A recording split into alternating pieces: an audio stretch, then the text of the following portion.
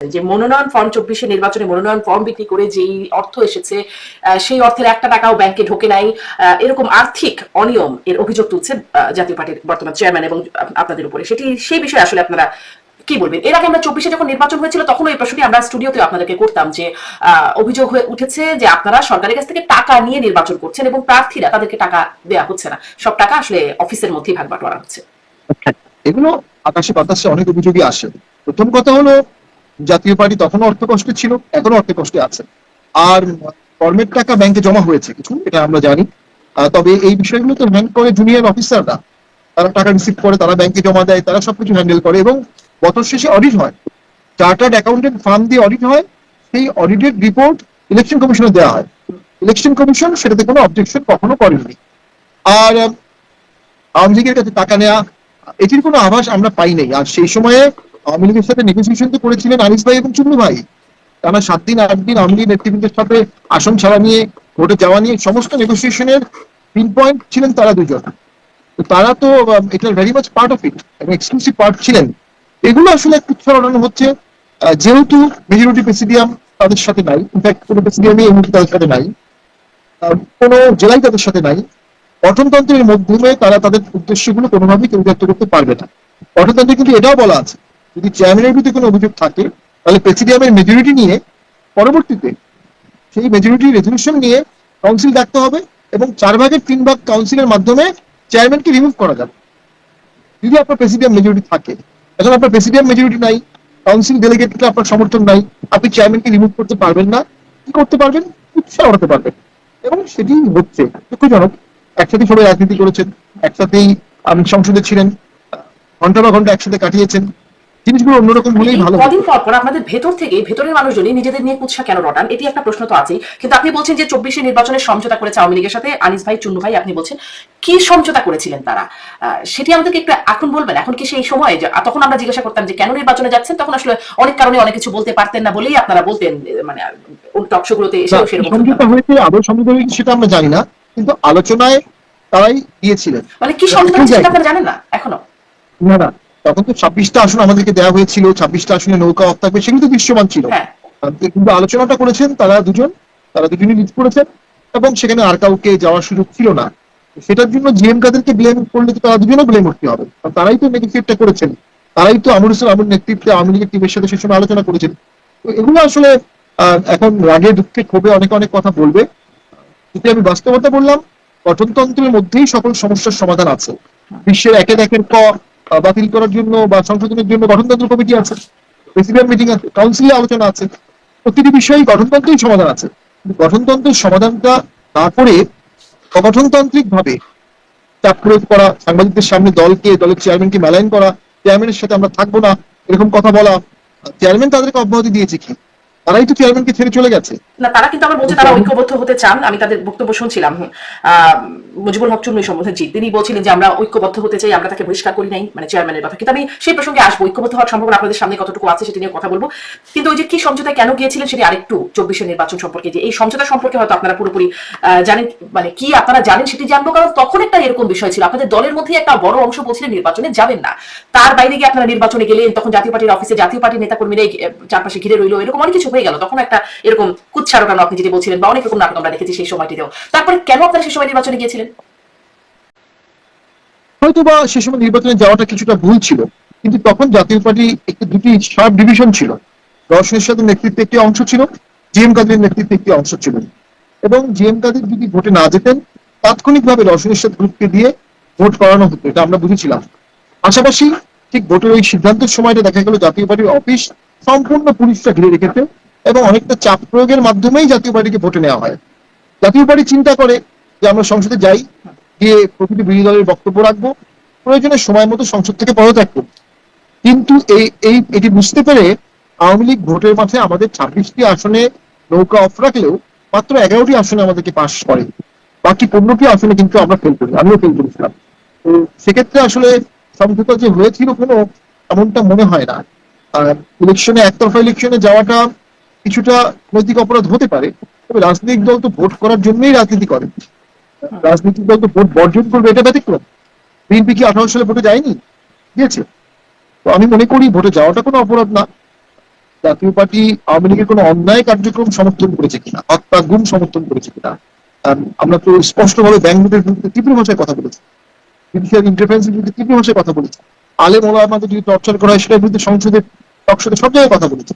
আমাদের কথা বলা ছাড়া খুব ব্যাপক আন্দোলন করার সুযোগ ছিল না, কথা বলতে আমরা কোনো কার্পণ্য করিনি, এবং সে বিষয়ে মিডিয়াও আমাদের সহযোগিতা করছে। মানে আপনি বলছেন সেই সময় ভুল ছিল, চাপের মুখে আপনারা গিয়েছিলেন। এই প্রশ্নটা হয়তো আমরা আপনারা প্রশ্নটা ফেস করেছেন, তারপরে আরেকটু যদি ছোট্ট করে বলেন, আজকে আর অনেক প্রশ্ন আছে আপনার কাছে, যে ওই সময় ভারত আপনাদের উপর কেমন প্রভাব বিস্তার করেছিল? কারণ ভারত থেকে আসার পর জিএম কাদের বলেছিলেন কথা বলবো না কিছু, মানে তিনি জানাতে ভারত অস্বীকৃতি থেকে আসার পরে চেয়ারম্যান বলেছিলেন যে আমি অনুমতি ছাড়া জানাতে পারবো না। যখনই দুজন ব্যক্তি বা দুটো গোষ্ঠী একত্রে কোনো গোপন মিটিং করে ডিপ্লোম্যাটিক লেভেলে, এটি তো জনসমক্ষে বলার বিষয় না। এই যে বিক্রম মিশ্রি কিছুদিন আগে আসছিলেন, ভারতের পররাষ্ট্র সচিব, আমাদের চিফ অ্যাডভাইজার স্যার তার সাথে বসলেন, ওই মিটিংকে স্যার মামুকে আমরা জানি না তো, এরকমটাই হয়। ওইখানে উনি ভারতে থাকা অবস্থায় বাংলাদেশে কিন্তু দর্শনপন্থী দলটা সে সময় খুব সক্রিয় হয়ে গেছে। অর্থাৎ উনি ভারতে থাকা অবস্থায় তার দল দুভাগ হয়ে যাচ্ছে, তার দল টেক ওভার করে নেওয়া হচ্ছিল। উনি, আমার যেটি মনে হয়েছে, উনি প্রাথমিকভাবে ভারতের থিঙ্ক ট্যাঙ্কদের একটা তত্ত্ব বোঝাতে চেয়েছিলেন, এভাবে একতরফা ইলেকশন করলে হয়তো বা সেই সরকার টিকবে না, ঠিক হবে। তবে ন্যাচারালি সেটি কাজ করে না। পরে উনি আসার পরে যখন ভোটের দিকে দেশ যাচ্ছে বা সরকার যাচ্ছে, তখন আমরাও ভোটের দিকে চলে গেছি। এটা হয়তো বা সঠিক বা বেঠিক হয়েছে, আপনি বলছিলেন যে আপনাদের নৈতিক ভুল ছিল। এটা কোনো ক্রিমিনাল অপরাধ না। এখন ওই যে ঐক্যবদ্ধ হবার যে কথা বলছেন, মুজিবুল হক চুন্নু বলছেন যে তাকে আমরা বহিষ্কার করি নাই, আমরা আবার ঐক্যবদ্ধ হবার আহ্বানও করছেন। এইটিতে আসলে এই ঐক্যবদ্ধ হবার সম্ভাবনা আপনাদের সামনে কতটা? দেখুন, আমরা তৃণমূলের যে 65টি ইউনিটের বক্তব্য শুনেছিলাম, 65 ইউনিট স্পষ্টভাবে তাদের বিরুদ্ধে অবস্থান নিয়েছে।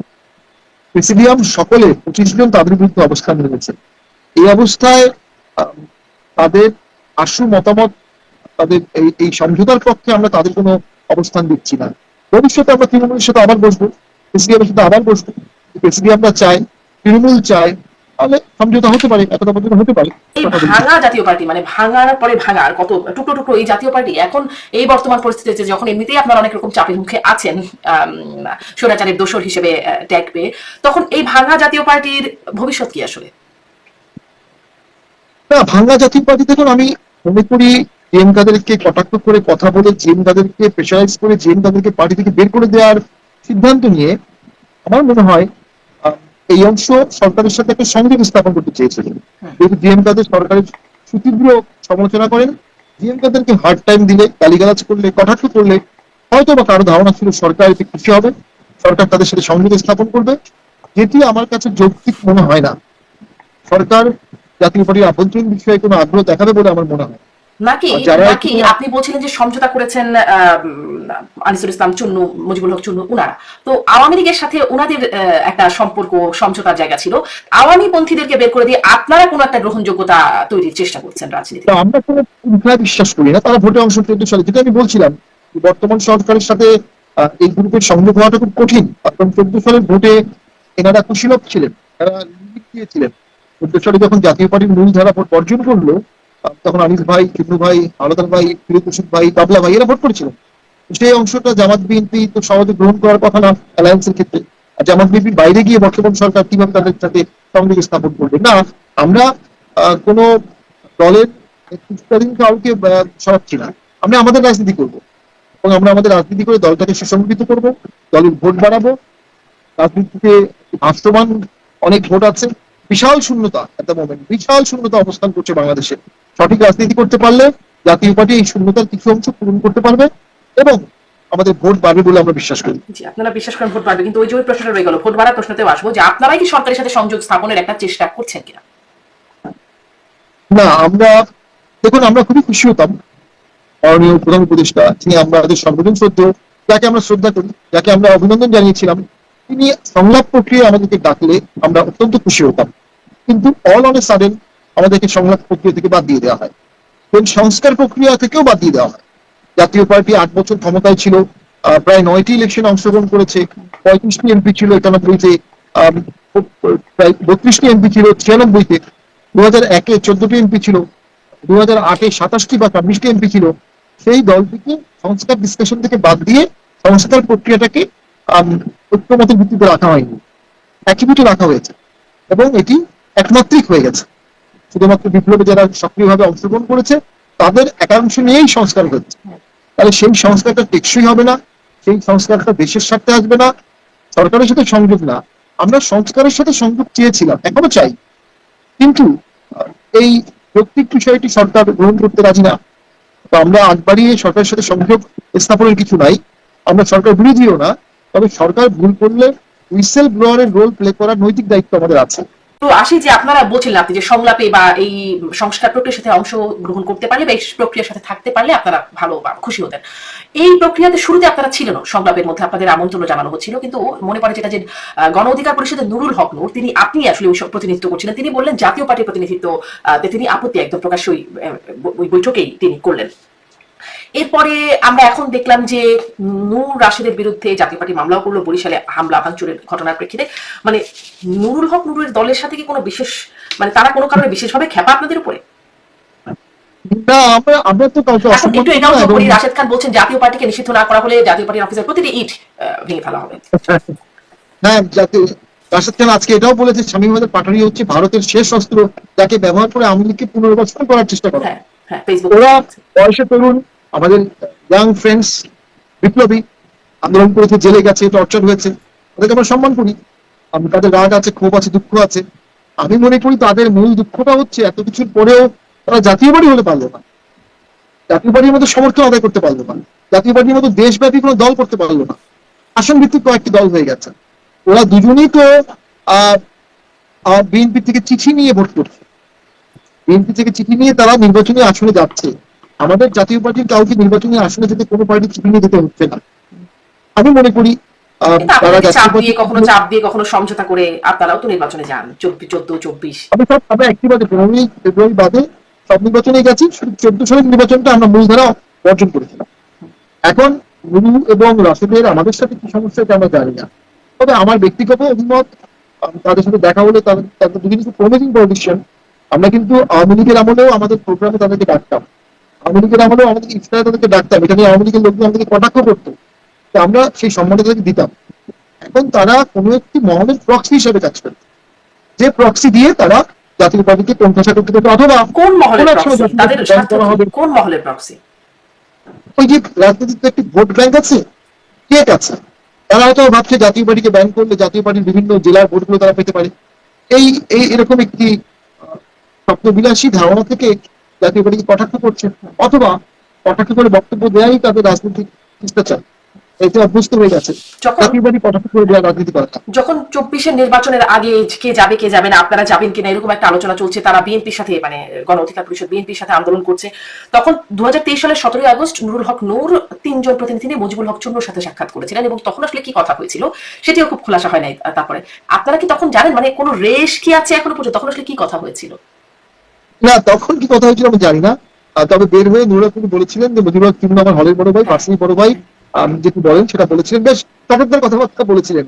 তো এখন আর সেই চটকদার কথাবার্তা বলছেন না, তারা বেশি উজ্জীবিত। তবে রাজনীতিতে কাউকে ছোট করে দেখতে নাই। আমি মনে করি জাতীয় পার্টিকেও যারা ছোট করে দেখার চেষ্টা করছে তাদেরও ভুল ভেঙে যাবে অতি সত্ত্বর। এই যে আওয়ামী লীগকে পুনর্বাসনের অভিযোগ করছেন রাশেদ খান, আপনার আপনার আপনার উপর, আপনার হাত ধরে আসবে আওয়ামী লীগ, এরকম তার ফেসবুক পোস্টে দেখছিলাম। আওয়ামী লীগকে পুনর্বাসন করার একটা অভিযোগ জাতীয় পার্টির উপর আছে। একটা একটা আমরা আরেকটা শো করেছিলাম এরকম, যে পথে গেছে জাপা আপা সে পথে যাবে জাপা, এরকম একটা ডায়লগও ছিল তাদের এনসিপির। জাতীয় পার্টির কি কোন রকম আওয়ামী লীগের সাথে আসলে যোগাযোগ আছে? আজকে রাশিদ সাহেব বলেছেন আপা এখন জাপায় ভর করেছেন। দেখুন, আমি অনেক আগে সংসদে একটা বক্তব্য দিয়েছিলাম, 2021-22 সালের স্যাংশন নিয়ে বক্তব্যটি ভাইরাল হয়েছিল, প্রায় 40-50 লক্ষ লোক দেখেছিল। এই বক্তব্যের পরে একজন ব্লগার তিনি বলেছিলেন যে শেখ হাসিনার শিখিয়ে দেওয়া বুলিতে শামীম পাটোয়ারি এই বক্তব্য দিয়েছেন, শেখ হাসিনার নাচের পুতুল শামীম। আমি টকশোতে ওপেন চ্যালেঞ্জ দিয়ে বলেছিলাম যে শেখ হাসিনার সাথে আমার কখনো কথা হয়েছে, উনি কারোর মাধ্যমে আমাকে কোনো মেসেজ পাঠিয়েছেন, এর কোনো দৃষ্টান্ত যদি দেখাতে পারেন আমি রাজনীতি ছেড়ে দেব। সেই ব্লগার, সেই জ্ঞানী ব্যক্তি কিন্তু কোনো এভিডেন্স দেখাতে পারেনি। তো আজকে আওয়ামী লীগ পুনর্বাসনের যে বক্তব্য তারা বলছেন এটি সম্পূর্ণ ভিত্তিহীন। আমরা আমাদের রাজনীতি করছি, আমরা আমাদের আদর্শকে ধারণ করছি, লালন করছি। তবে আমরা যেহেতু আমরা যেহেতু 14 সালে ভোট বর্জন করেছিলাম অন্তর্ভুক্তিমূলক রাজনীতির জন্য, এখনো আমরা অন্তর্ভুক্তিমূলক রাজনীতিতেই বিশ্বাস করি। এখন সে অন্তর্ভুক্তির কথা বললে অনেকে ভাবছে এটা আওয়ামী লীগের পক্ষে যাচ্ছে। আওয়ামী লীগের পক্ষে যাওয়া ফিলোসফিক্যালি কোনো তত্ত্ব আর আওয়ামী লীগ পুনর্বাসন করা এক কথা না। আমরা আওয়ামী লীগকে পুনর্বাসন করতে চাচ্ছি না, তবে অন্তর্ভুক্তিমূলক রাজনীতিটাকে বজায় রাখতে চাচ্ছি দেশের স্বার্থে, অর্থনৈতিক স্বার্থে। জি, সম্প্রতি সেখানে একটি ভার্চুয়াল বক্তব্য শুনলাম, সেখানে তিনি বলছেন যে তিনি মামলা মোকাবেলা করতে দেশে ফিরবেন, কত ধানে কত চাল তিনিও দেখে নেবেন আর কি, এরকম বক্তব্য তার।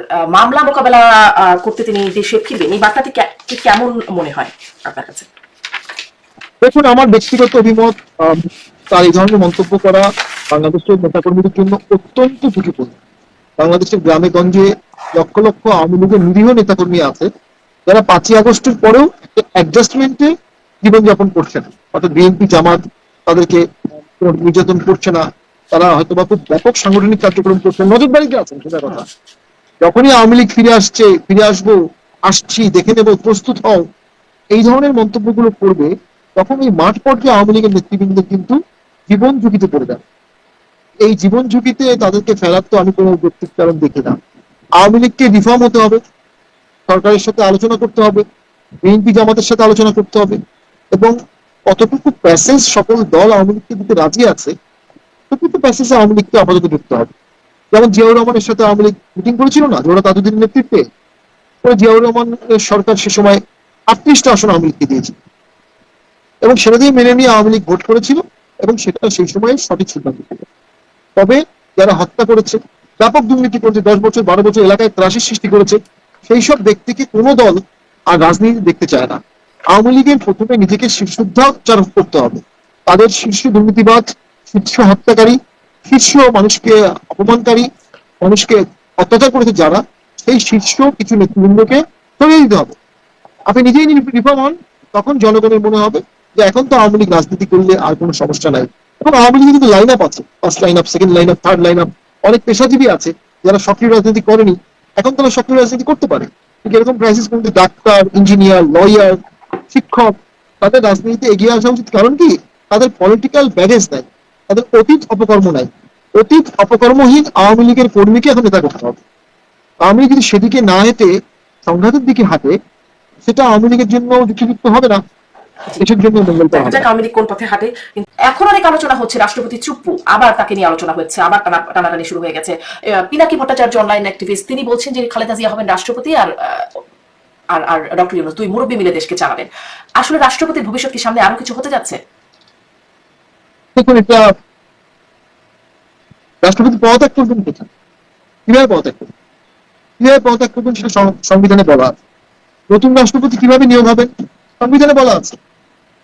যদি সংবিধানে বলা না থাকতো তাহলেও হতো। যেমন এখন ইন্টারিম গভর্নমেন্ট, সংবিধানে কিছু বলা নাই, এটা করা হয়েছে একটা কভার আপ হিসাবে, অ্যাডভাইজারি অপিনিয়ন নেওয়া হয়েছে অ্যাগ্রিগেট হিসেবে। কিন্তু সংবিধানে যেখানে বলা আছে রাষ্ট্রপতি কিভাবে শপথ নেবেন, কিভাবে পদত্যাগ করবেন, এর ব্যতিক্রম করার অধিকার তো কারণ নাই। আমি মনে করি ঝুঁকি আছে। সেনাপ্রধান, রাষ্ট্রপতি, সংবিধান সবকিছুকে একবারে ছুড়ে ফেলার একটা প্রচেষ্টা হতে পারে।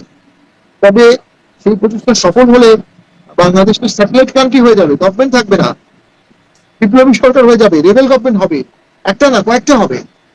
জেনে শুনে বুঝে একটা রাষ্ট্রটা একটা এখনো আমাদের আছে, একজন রাষ্ট্রপতি এখনো আছে, সেনাপ্রধান প্রকাশ সাহেবের ব্যক্তিগত জনপ্রিয়তা আছে, সততার সুনাম আছে, এবং সবচেয়ে বড় গুরুত্বপূর্ণ জিনিস, তিনি 5 তারিখ থেকে আজ পর্যন্ত ক্ষমতালোভী নয়, এটা এদেশের মানুষ বিশ্বাস করে। অমর্ত্য সেনও সাম্প্রতিক সময়ে বাংলাদেশের সেনাপ্রধানের প্রশংসা করেছেন, ক্রাইসিস মোমেন্টে টেক ওভার করেনি।